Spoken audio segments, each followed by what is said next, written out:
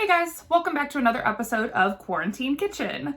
I am super craving some Reese's eggs today because they're probably the best candy ever invented, but I don't feel like going to the store because it's, again, just one of those things that's not actually worth it.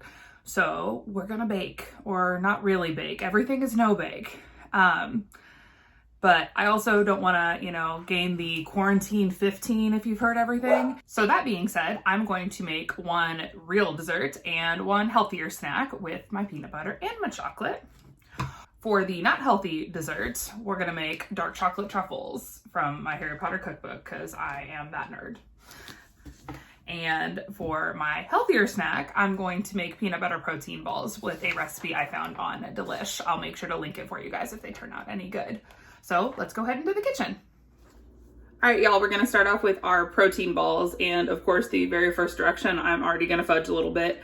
It says to line your baking sheet with parchment paper. Again, these are no bake, but you're going to have to get them to set for a little bit. I don't have parchment paper because of course I don't. So we're gonna just go ahead and line our baking sheet with tin foil and hope for the best.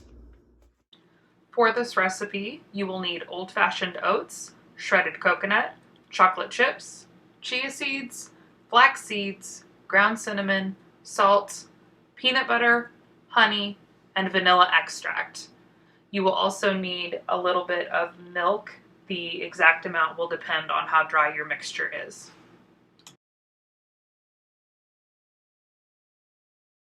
Go ahead and mix up all your dry ingredients before you add any of the wet.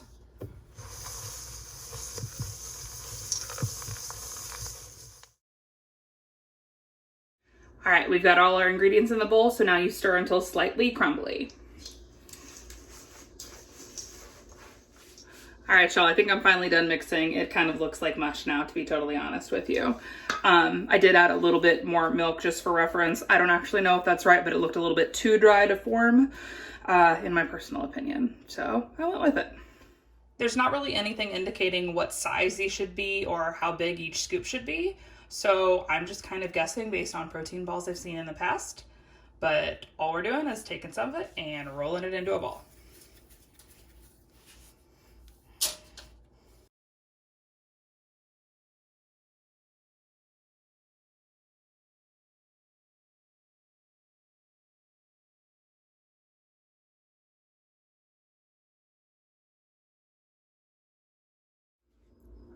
So you guys could see I got 24 protein balls out of all of that. That was measuring about a tablespoon or so. It wasn't really packed in or anything because, again, I didn't really have a measurement on there, but I think 24 is a good number.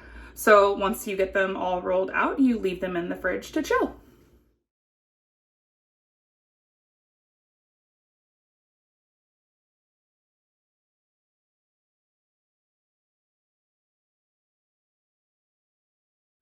Time to move on to our chocolate truffles. And of course, big shock, first instruction, and I'm already gonna do something different again. This reads to microwave your chocolate and heavy cream and stir every 30 seconds until it's all melted together. It's a lot easier to use a double boiler, even if you don't have one. I don't have one, so I'm going to make one. If you need to do that yourself, you can just get a pan and a bowl. Obviously pick one that is safe to be used for something like this. This is Pyrex. All you need to do is put enough water in this pan to just touch the bottom of this bowl so that when it starts boiling, it's going to cup the bottom of it.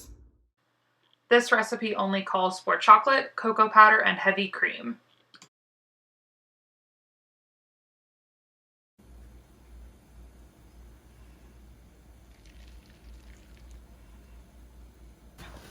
So your chocolate will likely melt pretty quickly, so you want to make sure you are stirring it to keep it from stiffening or burning before you are ready for it to, because the consistency will be very weird moving forward.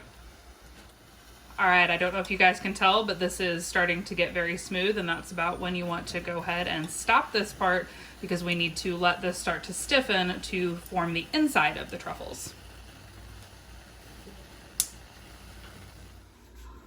I don't know about you guys, but I'm super OCD when it comes to things in the kitchen. Resist the urge to start cleaning up while you're waiting for your chocolate to stiffen.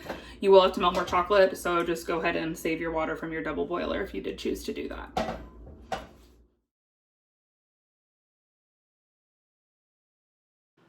When your chocolate finally sets, it will lose most of its shine.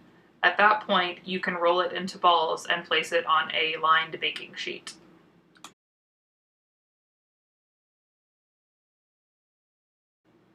In an attempt to make these easier to roll, I dusted them with cocoa powder. All right, this is going to be the coating for the truffles. I don't even want to deal with it anymore, but as you can see, it's a lot thicker because there's no cream in this one.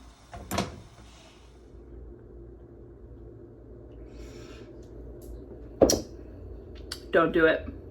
Just, no, nope.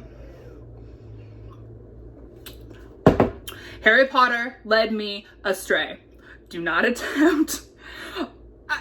Just don't. I took some pictures for you guys of the abomination that is these chocolate truffles, but just, I just want to drink it away.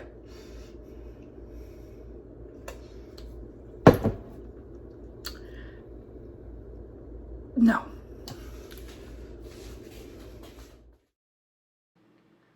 The attempt to mask what was already a mess with white chocolate didn't help at all, but the coconut kind of made it look less like dog poop.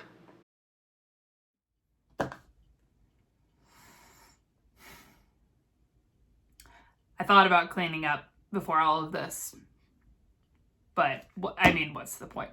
I wasted the majority of my day attempting to make these stupid truffles. God. The protein balls were so easy. They were so easy. Oh my gosh. But Harry Potter led me astray.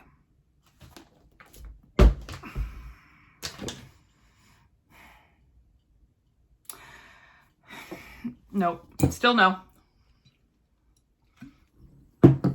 If you do intend to attempt to make truffles, one, please get a better recipe than what is in that cookbook. A lot of the instructions were not helpful and wrong, honestly, compared to other ones I looked up. Yeah, as you saw, waited a really long time for the inside chocolate to set. I don't think it ever actually got there. Apparently we should have been freezing it. So, or refrigerating it at least. I definitely was never going to set at room temperature, which is what the instructions in the book told me to do. Yeah.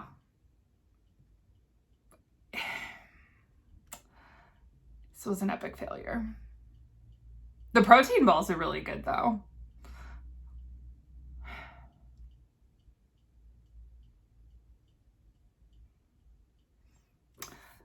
Me and my bottle of wine are gonna go take a shower.